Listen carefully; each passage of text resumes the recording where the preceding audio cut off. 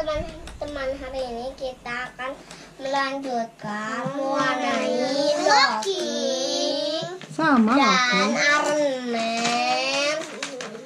Iron Man dan The Hulk. The Hulknya belum jadi. Hulk. Bucky dan kok Bucky bukan Bucky lah, aneh. Siapa namanya? Aneh. Oke, Dede apa? Warna itu kemarin obeng ya. Oke. Kita melanjutkan bersama dengan Areta, Abang dan Dede.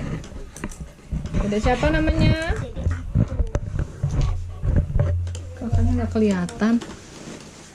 Oke, enggak dari sininya maksudnya. Oke, kita mulai ya. Kali ini kita dongengnya akan berjudul Anak beruang yang tersesat. Susah. Kenapa nggak tahu? Judulnya apa yo? Siapa yang tahu? Anak beruang yang tersesat. Betul. Ini diambil dari majalah Bobo ya. Pura-pura mamahnya kan ada yang kecil teh ya, yang kecil. Ini yang mana ya? Oh udah deh, nggak apa-apa, nggak usah. Ini beruangnya, beruang kutub. Karena ini ceritanya tentang suasana musim panas di pantai daerah Arktik itu sangat tenang. Burung camar terbang dengan santai di langit yang cerah. Pinguin-pinguin berdiri dengan sayap terbuka agar sinar matahari bisa menghangatkan mereka. Para beruang putih dan anjing laut beristirahat di pasir pantai. Mereka berbaring dengan perut bulat menikmati matahari. Tidak ada pertengkaran karena mereka semua berteman. Hebat. Ini berteman tuh, hebat ya. Enggak kayak cerita lain gitu. Tekar. Ibu Imo beruang ingin berendam di laut saat melihat sekawanan ikan lewat di air laut. Tiba-tiba ia merasa lapar. Ping, kesinilah, Ibu Imo memanggil teman pinguinnya. Aku titip Imo sebentar saja ya. Aku ingin berendam di air laut. Tolong perhatikan Imo karena anakku ini agak nakal, kata Ibu Imo lagi. Semula Ibu Imo agak khawatir meninggalkan Imo. Namun saat itu Imo si beruang kecil tampak sedang tidur nyenyak. Ibu Imo akhirnya berani menitipkannya pada Ping Pinguin. Apalagi Ping berjanji akan menjaga Imo baik-baik. Setelah Ibu Imo pergi, Ping duduk di dekat Imo yang masih tertidur. Imo tampak sangat nyenyak. Ia tidur tak bergerak sedikit pun. Ping mulai bosan menunggu di situ. Kebetulan ia melihat beberapa orang Eskimo datang dengan perahu kayak. Mereka adalah pemburu ikan. Mereka datang untuk berburu ikan besar di perairan sekitar tempat itu. Salah satu pemburu orang Eskimo itu adalah teman Ping, namanya Yoko Huo. Ping segera berlari menemui Yoko Huo. Ia adalah pemburu hebat. Yoko Huo berburu ikan hanya untuk dimakan, bukan untuk dijual. Ping dan Yoko Huo lalu asik bercakap di tepi pantai es. Yoko Huo memberikan beberapa ikan segar pada Ping. Ping sangat senang. Beberapa saat kemudian Yoko Huo bergabung lagi dengan teman-temannya. Ping baru teringat pada Imo. Ia buru-buru kembali ke tempat Imo tidur. Namun ia sangat terkejut ketika melihat Imo sudah menghilang. Imonya hilang. Aku memang bodoh. Seru Ping panik. Teriakannya membangunkan hewan-hewan lain yang sedang tidur menikmati cahaya matahari. Imo hilang, Imo menghilang. Apa kata ibunya nanti kalau kembali aku bisa habis dicakarnya, teriak Ping. Ribuan pinguin yang sedang menghangatkan badan akhirnya berpencar. Mereka berlari di sepanjang tepian daratan es. Seragam mereka yang putih hitam tampak jelas di antara putihnya salju. Imo, Imo, teriak mereka dengan sayap terbuka. Para beruang dan anjing laut yang tadinya sudah sedang berbaring santai akhirnya ikut mencari. Mereka suka pada Ping yang baik. Mereka tidak ingin Ping dimarahi Ibu Imo. Mereka juga suka pada Imo, si anak beruang. Aduh, ini apa dek? Si anak beruang yang lucu. Mereka tahu ibunya pasti sedih kalau tahu anaknya hilang. Burung-burung di pantai pun terbang dan berputar-putar di langit ikut mencari Imo. Mereka pun mencoba mencari di tempat yang sepi. Saat itu para pemburu dari Eskimo harus kembali.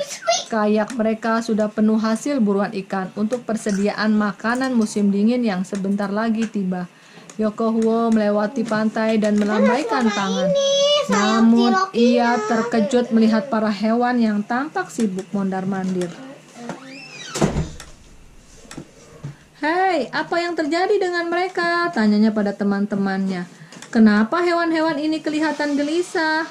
Mungkin mereka semua sudah jadi gila. Coba lihat, mereka saling berteriak satu sama lain," jawab teman Yokohwo. Yokohwo tidak percaya pada penjelasan temannya. Ia tahu hewan-hewan di daratan es itu saling menyayangi.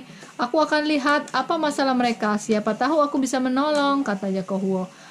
Orang-orang Eskimo lainnya akhirnya mengikuti Yokohwo menuju ke pantai. Namun mereka kesulitan mencari hewan yang bisa menjelaskan pada mereka apa yang terjadi. Akhirnya Yokohwo bisa berbicara pada salah satu penguin. Ibu beruang menitipkan anaknya pada Pink, tapi Pink meninggalkannya.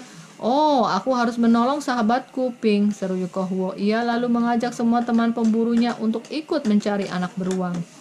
Seragam para pemburu Eskimo itu berwarna-warni, tampak indah saat bergabung dengan warna hitam gelap dari penguin dan anjing laut. Tak lama kemudian, semua yang mencari Imo mulai kelelahan. Mereka pun beristirahat dan menarik napas mengumpulkan tenaga. Ibu beruang pasti sedang mencari ikan di tempat yang sangat jauh. Dia tidak tahu apa yang terjadi di sini, tapi dia pasti sangat marah kalau tahu, kata hewan-hewan itu. Bahkan para pemburu pun takut pada ibu beruang. Mereka tahu ibu beruang pasti akan mengamuk dahsyat jika tahu anaknya ada dalam bahaya. Pink menangis dan tak ada yang menghiburnya. Kasihan ya, gara-garanya teledor. "Aku betul-betul tidak bertanggung jawab," tangisnya. Crash, tiba-tiba setumpuk salju hangat pecah lalu bergerak-gerak sendiri. Segenggam salju terlempar dan mengenai Pink yang sedang menangis. Kini hidung Pink belepotan salju. "Salju dari mana ini?" tanya Pink heran. "Kamu sedang apa, Pink?" terdengar suara beruang kecil yang masih mengantuk. Pink menoleh ke setumpuk salju di dekatnya. "Astaga, ternyata itu Imo yang tadi tertidur dengan tenang. Aku tadi kedinginan, jadi bergulung seperti bola. Hidungku aku masukkan ke dalam bulu tebalku. Kamu ini lucu. Kenapa punggungku kamu jadikan tatakan lenganmu? Memangnya aku lengan kursi?" Imo tertawa geli walau matanya masih mengantuk. Imonya jadi bergulung seperti bola, dianya kedinginan gitu. Jadi ngumpet si ini beruangnya. Apa mana? Burungnya, Pinknya itu. Ini ada gelas tete. Apa gelasnya di situ? Lanjut ya. Pink yang tadi sedang putus asa kini menjadi marah. "Imo, kamu betul-betul tidak bertanggung jawab. Kenapa kamu bersembunyi dan menyamar? Apa kamu tidak tahu semua hewan mencarimu sampai lelah? Ternyata kamu enak-enak tidur nyenyak dan tidak mendengar panggilan kami." Pada saat itu ibu Imo datang dan mendengar omelan Pink. Ia mendengarkan dan menenangkan Pink. "Pink, jika ada yang minta bantuanmu dan kamu sudah janji akan membantu, kamu harus menepati janjimu. Itu menjadi hal yang nomor 1. Jika ada yang mengajakmu ngobrol, bercanda atau bermain, itu menjadi hal nomor 2, nasihat ibu Imo pada Pink. Ia lalu menatap Imo dengan mata melotot dan menegur anaknya juga. "Imo anakku, kalau ingin bercanda..." Oh no, kayaknya kita sudahi dulu deh. Oke ya, ini belum selesai kakaknya. Oke, dadah dulu sayang. Abang dadah dulu. Dadah teman-teman, sampai jumpa di video aku yang lainnya. Nanti kita lanjutkan lagi ya. Assalamualaikum teman-teman.